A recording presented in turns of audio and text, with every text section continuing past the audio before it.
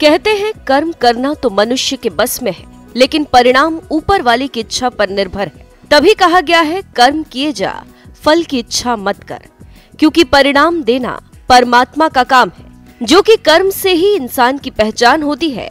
इसलिए कर्म करके ही सफलता पाई जा सकती है, कर्म करके ही ऊंचाइयों तक पहुंचा जा सकता है और कर्म करके ही खुद की एक पहचान बनाई जा सकती है। लेकिन कर्म करके भी परिणाम शून्य समान मिले, मन हताश हो जाता है।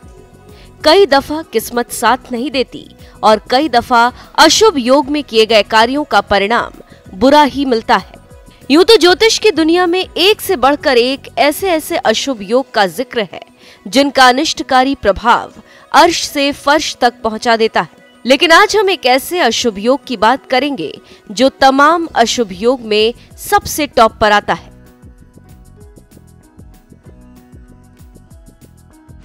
5 जून का दिन क्यों है दुनिया पर भारी? कितना खतरनाक है ज्वालामुखी योग? साया मात्र से कैसे बिगड़ जाते हैं बनते कार्य? जहरीले योग में क्या करें क्या नहीं, देखिए सिर्फ धर्म ज्ञान पर। ज्योतिष की दुनिया में ज्वालामुखी योग एकमात्र ऐसा अशुभ योग है जिसके साए मात्र से ही बनते हुए कार्य अचानक से बिगड़ जाते हैं। इस अशुभ योग को लेकर कहा गया है, जन्मे तो जीवे नहीं, बसे तो उजड़े गांव, नारी पहने चूड़ियां, पुरुष विहीनी होए, बोवाई करे तो काटे नहीं, कुएं उपजे न नीर। अर्थात यदि इस ज्वालामुखी योग में संतान का जन्म होता है तो वो जीवित नहीं बचेगा, और यदि जमीन जायदाद बनाते हैं या लेते हैं तो जातक के लिए यह अरिष्ट होगा। यदि इस योग में किसी जातक का विवाह होता है तो उसके जीवन में मांगल्य सुख का अभाव होगा। अब सवाल उठता है कि आखिर ज्वालामुखी योग का निर्माण कैसे होता है? इसको लेकर ज्योतिष कहता है कि तिथि योग और नक्षत्र के संयोग से इस अशुभ योग का निर्माण होता है। यह अशुभ योग 5 तिथियों और 5 नक्षत्रों के संयोग से बनता है। ज्वालामुखी योग किस तिथि और नक्षत्र से बनता है? प्रतिपदा तिथि पहला दिन मूल नक्षत्र धनु राशि के दिन आती है। पंचमी तिथि 5वां दिन भरणी नक्षत्र मेष राशि के दिन पड़ती है। अष्टमी तिथि 8वां दिन कृतिका नक्षत्र मेष या वृष राशि के दिन पड़ती है।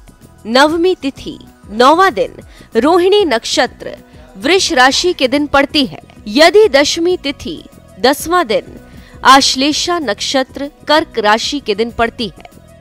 अब जो कि 5 जून को ज्वालामुखी योग सुबह 3:23 से शुरू होकर शाम के 6:38 तक खत्म हो जाएगा।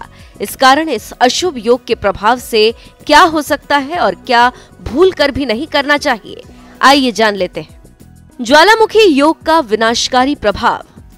अगर किसी का विवाह इस अशुभ योग में हो जाता है तो शादी में किसी न किसी समस्या का सामना जरूर करना पड़ता है।